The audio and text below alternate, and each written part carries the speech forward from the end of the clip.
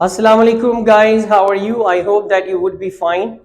As you know that हम रोज़ाना लगभग in a week हम at least 6 lectures हम upload कर रहे हैं और आप समझ सकते हैं you better know that it's quite difficult to upload everyday video, but in spite of these all difficulties we are trying our best to upload daily our English language videos. And those students who are new on my channel, so they can watch me on YouTube channel. There is a link on my channel, British Academy, and I hope that you will visit and you will find lots of good lectures and English language, all the lessons. Today we are learning in the last tenses. I taught you the past simple. Today I'm going to teach you past perfect progressive. And past perfect progressive, as you know that past means in Urdu we call mazi, right? यानी गुजरा हुआ वक्त, और progressive का मतलब होता है जारी, यानी कोई भी ऐसा काम जो जारी था या हो रहा था उसके लिए हम इस्तेमाल करेंगे पास्ट प्रोग्रेसिव. एक keep in mind that lots of students they ask me this question, sir, what is the difference between progressive and continuous? So I've already explained in my last lecture also that continuous means any sort of work was going on in the present. If you are doing any work, this is we call present progressive. And if you are talking about in the past, so past progressive means a person was in the middle of an action or that something is going on or happening in the past time. So I hope that you like this lecture. So we are coming back. अब हम वापस आ रहे हैं. Subject plus was and were plus were first form. याद रखिए student जो मेरी regular videos watch कर रहे हैं, अब मैं यहां पर उनके लिए एक सवाल छोड़कर जा रहा हूं. I am living a question among you that ये इस आईएनजी फॉर्म को हम क्या कहते हैं, क्योंकि मैं पिछले लेक्चर्स में पढ़ा चुका हूं कि इन आईएनजी फॉर्म्स का एक ग्रामेटिकल नेम है, वो आप मुझे बताएंगे, राइट? सो ऑब्जेक्ट यानी verb first form plus ING plus object, ठीक है. ऑक्सिलरी वर्ब है इसका he, she, it, any name. Students जैसे मैंने आपको बताया था, I've already explained that in past simple we are using in the verb affirmative sentence the verb second form, और पूरी ग्रामर में सिर्फ सेकंड फॉर्म हम इस्तेमाल करते हैं past simple में. इसी तरह in the past progressive also if we are talking about I, यानी he, she, it, any name के साथ पहली दफा ऐसा हुआ है स्टूडेंट कि I भी इस्तेमाल होता है, यानी he, she, it, any name के साथ हम I भी इस्तेमाल करते हैं, जो कि इंडिकेट करता है हमारे पास was को. अब lot of students they ask me question that sir हम was को I के साथ क्यों इस्तेमाल करते हैं, जबकि हम he, she, it, any name के लिए अलग सेपरेट जो वोकैबुलरी जो हमारे पास सब्जेक्ट होता है उसको अलग इस्तेमाल करते हैं. लेकिन ये याद रखिएगा he, she, it, any name के सब्जेक्ट के साथ एक और भी इस्तेमाल होता है I, जो हम was के साथ इस्तेमाल करते हैं स्टूडेंट. फिर उसके बाद we, they, you के साथ हम वर इस्तेमाल करते हैं.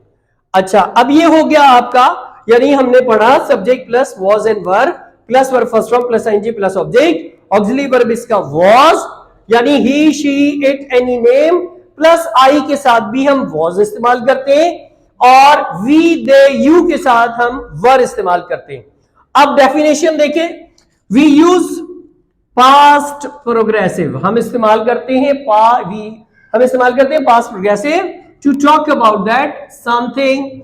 मैं पहले भी बता चुका हूं. एक और क्वेश्चन है स्टूडेंट्स आपके लिए, STH जो मैंने यहां पर लिखा है इसका मतलब बताइएगा, क्योंकि मैं पिछले लेक्चर्स में जहां हम SB लिखते हैं इसका भी मतलब आपको समझा चुका था, और कहीं हम STH लिखते हैं तो यहां पर इसका भी मैं मतलब समझा चुका था अपने प्रीवियस लेसन्स में. तो अगर आप मेरे इस सवाल का जवाब देंगे तो मैं बकायदा आपका नाम अनाउंस करूंगा अपनी वीडियोस में, ठीक है.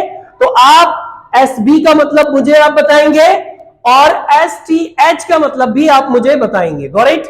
तो अब इस्तेमाल करते हैं, वो कहते हैं समथिंग वाज गोइंग ऑन और हैपनिंग इन द पास्ट, यानी गोइंग ऑन का मतलब होता है जारी होना और हैपनिंग का मतलब होता है होना। Got it student? होना, यानी कोई भी ऐसा काम जो माजी में जारी था या हो रहा था उसके लिए हम इस्तेमाल करते हैं पास्ट प्रोग्रेसिव। यानी मिसाल के तौर पे जब हम नॉर्मली एग्जांपल क्या कहते हैं पास्ट प्रोग्रेसिव के बारे में स्टूडेंट्स, हम नॉर्मली क्या कहते हैं? हम नॉर्मली ये कहते हैं कि जब मैं तुम्हारे घर आया तो तुम सो रहे थे। When I came at your home you were sleeping। इसका मतलब ये है कि past progressive middle of an action की बात करता है, पास्ट की, ठीक है। When I called you what were you doing? जब मैंने आपको कॉल की तो आप क्या कर रहे थे? तो स्टूडेंट कहेगा I was sleeping, मैं सो रहा था। तो इसका मतलब है कि वो या तो कोई काम जारी था या फिर कोई काम हो रहा था माजी में, ठीक है। जैसे हम अक्सर कहते हैं कि भाई मैं जब तुम्हारे घर आया तो पानी का पंप चल रहा था, was happening actually, पानी का पंप चल रहा था, इसका मतलब कोई काम ऐसा जो जारी था, आप खुद तो नहीं कर रहे थे but automatically it was going on, it was running, ठीक है। तो it was middle of an action, अब वो मिडल ऑफ एन एक्शन के बीच में, एक्शन के बीच में था, तो उसके लिए so for that we always use past progressive. अब आपके पास है I was waiting for you, what is the Urdu that? मैं आपका इंतजार कर रहा था। Got it? इसी तरह you were going to college, आप, अच्छा आइए तो यू है तो आप कॉलेज जा रहे थे। Got it? इसी तरह दे वर लिसनिंग टू सॉन्ग्स, वो गाने सुन रहे थे। As you know that we are having these sentences, in these tenses we are having and we need to learn affirmative, negative, interrogative and interrogative negative. So let's go to the affirmative, negative and interrogative negative. अब मिसाल के तौर पे एक आपके पास example है, she was cooking food, ठीक है। This is we call affirmative sentence, यानी सादा जुमला, मैं, वो खाना बना रही थी, ठीक है, वो खाना बना रही थी। Got it? This is sentence. And if you want to make the negative sentence, she was not cooking food, वो खाना नहीं बना रही थी। Got it? अब स्टूडेंट्स इसका इंट्रोगेटिव जब हम बनाएंगे तो वाज शी कुकिंग फूड, यानी क्या वो खाना बना रही थी। और याद रखें जब आपके पास यहां पर क्वेश्चन मार्क होगा यानी इंट्रोगेटिव होगा तो हम लास्ट में क्वेश्चन मार्क लगाते हैं, ठीक है। And she was not cooking food, वो खाना नहीं बना रही थी। याद रखिए स्टूडेंट इसके लास्ट में हम नेगेटिव इंट्रोगेटिव, यानी सिर्फ अगर अफर्मेटिव होता है और नेगेटिव होता है, जैसे ये नेगेटिव सेंटेंस है तो याद रखें इसके आखिर में हम क्वेश्चन मार्क नहीं लगाते। Why? Because this is not a question in fact. So what is the question? Was she cooking food? So at the last we are putting the question mark, right. अगर हम बात करते हैं interrogative की, if you are talking about interrogative, तो उसके लिए हम इस्तेमाल करते हैं लास्ट में क्वेश्चन मार्क। और अगर इंट्रोगेटिव नेगेटिव होगा तो was she not cooking food, यानी क्या वो खाना नहीं बना रही थी। This is we call interrogative and plus negative.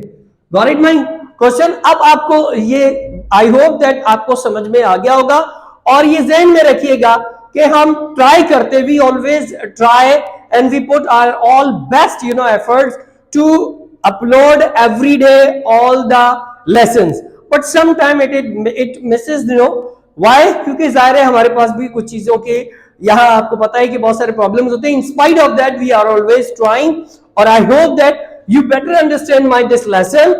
आपको टेंसेस के ग्रेजुअली सारे लेसन्स आपको पता चलते जाएंगे। हमारा ये गालिबन छठा टेंस है, अगले टेंस के लिए आप मेरी अगली वीडियो देखें। वन मोर थिंग्स याद रखें, one more thing I want to explain that अब हम पढ़ेंगे अगले सेंटेंस में, अगले लेसन में कंपाउंड सेंटेंसेस, किस तरह से हम कंपाउंड सेंटेंसेस को इस्तेमाल कर सकते हैं। How can we use the compound, like I give you the example in starting that जब मैं आया तो वो सो रहा था, तुम रोजाना स्कूल जाते हो लेकिन तुम्हारा भाई नहीं जा रहा था।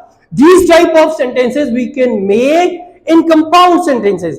तो अगली जो हमारी वीडियो होगी वो कंपाउंड सेंटेंसेस के मुतालिक होगी, जिसमें आप ये समझ पाएंगे कि हम किस तरह से कंपाउंड सेंटेंसेस बनाते हैं। व्हाई?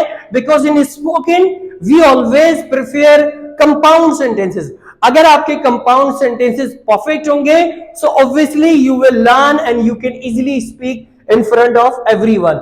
एंड स्टूडेंट्स याद रखिएगा, मेरा YouTube चैनल सब्सक्राइब करना और बेल के आइकन को दबाना मत भूलिएगा। अगर आप इसी किस्म की कोई और बहुत सारी वीडियोस चाहते हैं तो gradually you will get lots of my lectures, and in the past which I uploaded my all the lectures you must watch. Thank you very much. I hope that you would be fine.